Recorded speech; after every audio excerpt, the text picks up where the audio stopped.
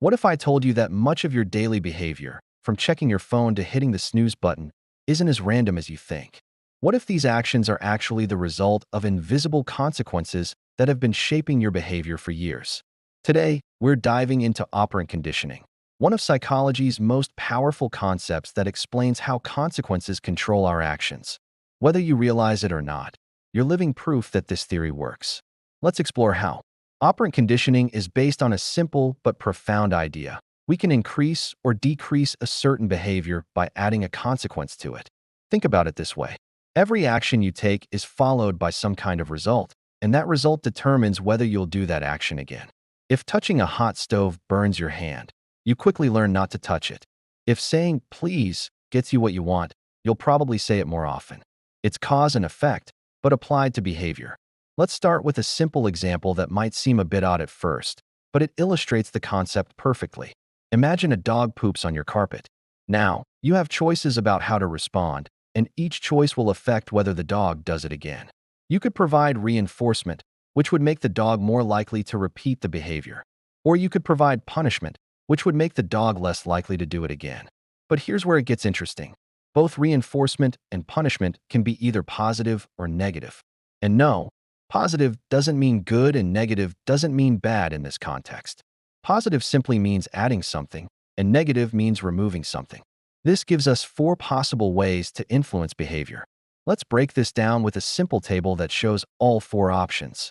Imagine we have two axes, one for whether we're trying to increase or decrease a behavior, and another for whether we're adding or removing something. First, positive reinforcement. This is when we add something pleasant to increase the likelihood of a behavior happening again. Going back to our dog example, if we gave the dog a cookie every time it pooped on the carpet, we'd be using positive reinforcement. Now, obviously, we don't want to encourage that particular behavior, but you get the idea. A better example would be giving your dog a treat when it goes outside to do its business. You're adding something pleasant, the treat, to increase the desired behavior. Second, negative reinforcement. Here, we still want to increase a desired behavior, but this time we do it by removing something unpleasant. For instance, imagine the dog is always kept on a short leash indoors, which it finds uncomfortable. If we remove the leash whenever the dog successfully goes outside to relieve itself, we're using negative reinforcement. We've taken away something unpleasant to encourage the right behavior. Many people confuse negative reinforcement with punishment, but remember, we're still trying to increase the behavior, just by taking away something bad rather than adding something good. Third, positive punishment. Now we're trying to decrease an unwanted behavior by adding something unpleasant. If the dog poops on the carpet and we scold it firmly, we're adding an unpleasant response to decrease the likelihood of that behavior happening again. The word positive here simply means we're adding something. In this case, an unpleasant consequence. Fourth, negative punishment. We want to decrease the behavior, but this time by removing something pleasant. If the dog has a comfortable carpet it loves to lie on, and we take that carpet away after it has an accident, we're using negative punishment. We've removed something the dog enjoys to discourage the unwanted behavior. Now, here's something important to understand. If we stop any sort of manipulation, if we stop providing these consequences altogether, the conditioned behavior will eventually disappear. This process is called extinction. Without reinforcement or punishment, behaviors that were learned through operant conditioning gradually fade away. Think about it like this. If you stop getting likes on your social media posts, you might eventually post less frequently. The behavior extinguishes because the reinforcement has stopped. History and Skinner's work. Operant conditioning was first studied by Edward Thorndike in the late 1800s, but it was later made famous by the work of B.F. Skinner, one of the most influential psychologists of the 20th century. Skinner believed that organisms, whether rats, pigeons, or humans, are simply doing what they do naturally until they accidentally encounter a stimulus that creates conditioning, which then results in a change in behavior. He wasn't interested in what was going on inside the mind. He wanted to study behavior that could be observed and measured. To test his theories, Skinner created what became known as the Skinner box, technically called an operant conditioning chamber. Picture a small box with a rat inside. Among other things in this box was a lever that would release food when pressed. Skinner observed that conditioning happens in what he called a three-term contingency, which today we know as the ABCs of behavior. A stands for antecedent, which is what happens before the behavior. In this case, the rat is exploring the box and accidentally hits the lever, which triggers the release of food. B stands for behavior, which refers to the actual response. The rat realizes that pressing the lever brings food, so it keeps pressing the lever. C stands for consequence, which is what happens after the behavior. Food keeps coming out, which reinforces the lever-pressing behavior. What Skinner discovered next was fascinating. The strength of the response to conditioning depends heavily on the schedule of reinforcement. If there's always food after pressing the lever, meaning the rat gets rewarded every single time, the rat behaves predictably. It learns quickly and the behavior becomes steady. But if the food is released randomly, sometimes the rat gets food, sometimes it doesn't. The rat behaves erratically, almost compulsively, constantly pressing the lever in hopes of getting the reward. This random schedule creates behavior similar to what we see in addiction. Think about gambling. Slot machines don't pay out every time, but that unpredictability makes them incredibly addictive. Skinner's philosophy. Skinner, born in 1904, was a professor of psychology who subscribed to a school of thought called behaviorism. Behaviorists argued that you can only study behavior that is visible and observable. Anything happening only within the mind, thoughts, feelings, consciousness, was either a misconception or irrelevant to science. This was a radical position that put him at odds with many other psychologists of his time. Skinner went even further.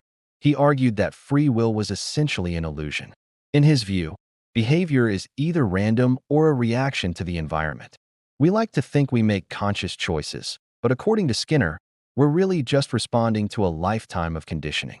When you choose chocolate ice cream over vanilla, you're not exercising free will. You're responding to past experiences where chocolate was reinforced as pleasurable. Whether or not you agree with Skinner's philosophy, his work has had an enormous impact. It became the foundation for behavioral therapy, which helps people overcome phobias, addictions, and various mental health challenges. It's used in military drills to condition soldiers to respond automatically in high-stress situations. It's the basis for virtually all animal training. And yes, it's also used extensively in education, parenting, and even workplace management. Practical demonstration. Let me share a classroom exercise that beautifully demonstrates positive reinforcement in action. You can try this with friends or family. First, one person must leave the room. While they're gone, everyone else decides on a specific task that person will need to complete when they return. Something like finding a particular book on a shelf or touching a specific object in the room. Then, choose a way of reinforcing that task, typically by clapping your hands. Now invite the person back into the room and let them try to figure out what they're supposed to do, but don't give any instructions whatsoever.